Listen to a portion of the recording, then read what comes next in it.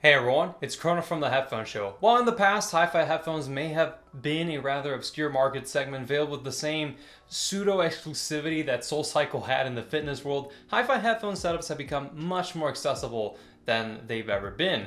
Previously, a high-res set of headphones such as the legendary Sennheiser HC600 would have set you back nearly $800 in 2022 USD.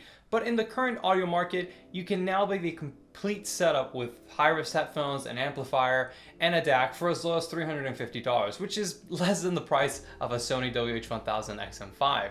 In this video then, I wish to share with you what is perhaps my favorite introductory audio setup, which will provide an excellent listening experience without the need for busting the bank. Let's get started.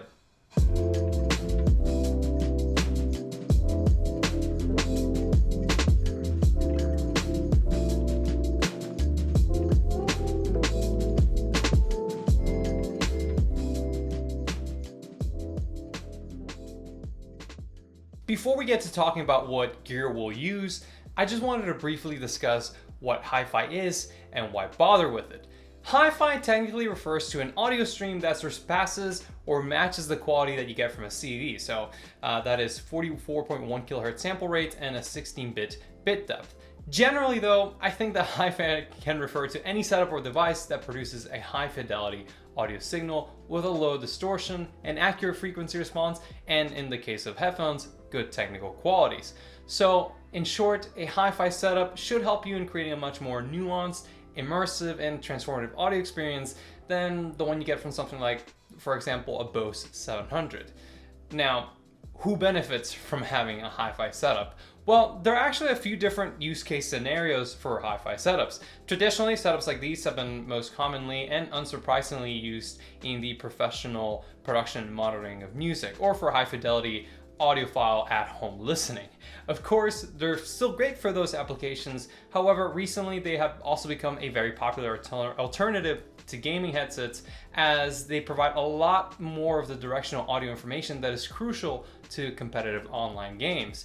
To share some personal insight as to why I got into hi-fi audio, it's actually for all the reasons mentioned above. I've always loved music, so naturally I wanted to listen to my favorite tracks at the best possible quality. I also wanted to have high quality audio for when recording and mixing music at home. Then, as admittedly somewhat of an FPS game tryhard, I wanted to gain as much of an advantage as I could for online matches by having a reliable audio setup that could easily highlight the position and directionality of sound cues. But anyways, now that we've discussed hi-fi for a bit, let's get started with building this setup, and we'll begin with the core of it, which will be the headphone amplifier. If you're new to hi-fi audio, you're probably not familiar with headphone amplifiers, and that's because most headphones out there, such as Beats by Dre headphones, Bose headphones, Sony headphones, and other more lifestyle-oriented headphones are actually quite power efficient and capable of delivering plenty of volume without the need for much power, since they have a low impedance. And by the way, impedance is measured in ohms, which is this symbol.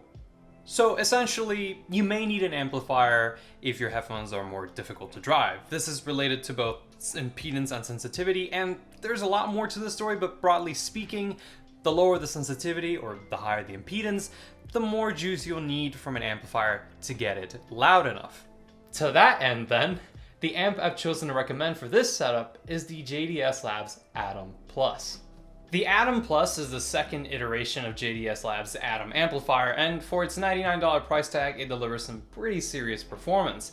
The Atom Plus features 2 gain stages, and pushing 1 watt of clean audio per channel, it's easily able to drive most headphones out there. Additionally, the Atom Plus has RCA and 3.5mm inputs, as well as an RCA preamp output that allows you to control the volume of powered speakers. Also worth mentioning that the Atom Plus has a fairly compact and lightweight form factor, which when combined with its awesome performance has made it the travel companion of my Sennheiser HC100S and the Dan Clark Audio Aeon 2 Noir.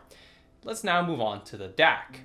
Now, a DAC, or digital to analog converter, is a device that, as the name suggests, converts a digital audio signal to an analog audio signal that can be used by headphones or speakers. You might not have been aware, but most electronic devices you own, such as your phone, laptop, tablet, computer, or Nintendo Switch, already have a built-in DAC. That being said though, not all DACs are created equal, or rather, not all DACs create an equal signal. While a lot of high-end gaming motherboards feature high-quality sound chips that produce a good signal, most other devices don't. So depending on what kind of system you have, it's highly recommended or encouraged that you use a DAC for your amplifier, as you really want to ensure that you're getting a transparent signal through to your headphones. Given that we went with the Atom Plus amp, I also found it suitable to pair it up with the $120 Atom DAC Plus.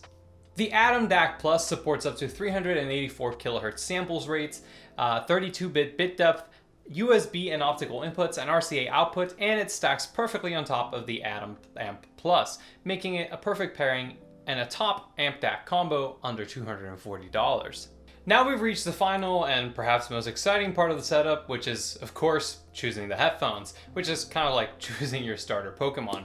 In the sub $200 range, there are numerous high-res headphones that you could choose from, and they all have different qualities that might make them more attractive for you. These could be qualities such as imaging, which is the precision of directionality of sound, differences in comfort, differences in frequency response and tonality, so some headphones are warmer sounding, others are more analytical sounding, and you also have things like choosing between an open back and a closed back headphone.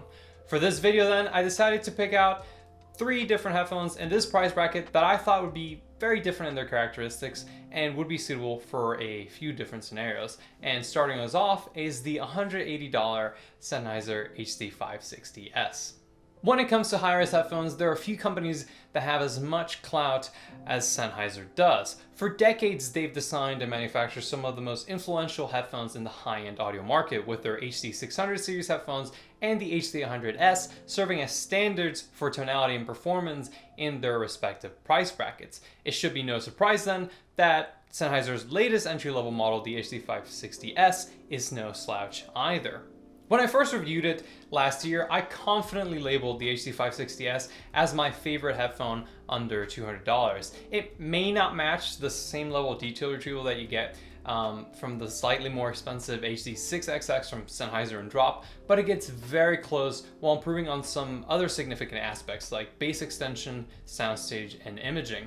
When you add its delightful, albeit slightly bright tuning into consideration, the HD560S is a headphone that simply delivers excellent performance for almost every category, and it's one that I think is suitable for most use case scenarios. Then we have the Biodynamic DT770 Pro 80 ohm edition, which retails at $160. As I mentioned earlier, high-res headphones have become quite popular as of late in the gaming audio space, and in my opinion, few headphones at any given price point perform better in this application than the Biodynamic DT770 Pro, and here's why. Despite being a closed back headphone, the DT770 Pro provides one of the widest and most expansive sound stages I've heard from any headphone in the sub $200 range, performing similarly to the HD560S and coming very close to achieving what its open back sibling, the DT990 Pro, can achieve. The DT770 Pro also has top-tier imaging capabilities, as it is extremely precise when it comes to delineating the positioning and directionality of sound, a quality that is crucial for competitive online games, particularly for FPS games. Another benefit that the DT770 Pro has for gaming is the fact that it is a closed-back headphone, as this means that you won't be as distracted by the noise coming from your keyboard and your anime music won't leak into the microphone, bothering everybody on Discord. Unfortunately, the cable on the DT770 Pro is non-detachable, but aside from that, it rocks an extremely solid, seemingly indestructible build that is also among the most comfortable to wear. Now, the stock V-shaped sound signature with pronounced bass and treble might be a little too energetic for some listeners, but overall, for gaming, I really don't think it gets much more ideal than this headphone. And last but not least, we have the HiFiMan HE400 SE. Originally priced at $149.99, but now available at the incredible price tag of $109.99, the HiFiMan HE400 SE offers what is perhaps the greatest value in the high-res headphone market. Its build isn't exactly the most confidence-inspiring out there, but it is a very comfortable headphone with performance that comes very close to out of the other 2 headphones I've recommended thus far, with a pleasant and neutral sounding sound signature. Additionally, this headphone is using a planar magnetic transducer instead of the more traditional dynamic driver found in the HD560S or the DT770 Pro. The The use of a planar magnetic driver brings along a few interesting and unique characteristics that are not commonly found in dynamic driver headphones, such as faster transients, a deeper bass response, and more distinct instrument separation. So if you've never listened to a planar headphone before, then the HE400 SE might definitely be worth a go, as you might find their more immediate presentation to be more to your liking. Regardless of which headphone you choose to go with, I really don't doubt that you'll find the resulting listening experience to be a fantastic one. Of course, there are many other amplifiers and DACs and headphones available out there that you could mix and match in this price range, but my goal today was to essentially say, if I was getting into the hobby today and I was on a somewhat limited budget, these would be my picks. Anyways, that is all for me today. I hope you enjoyed this video or found it useful. If you'd like to see similar content but with a stronger focus on in-ear monitors or maybe even tube amplifiers, let us know in the comments down below. For more headphone audio content, stay tuned by subscribing to the Headphone Show here on YouTube. And until next time, this is Chrono signing off.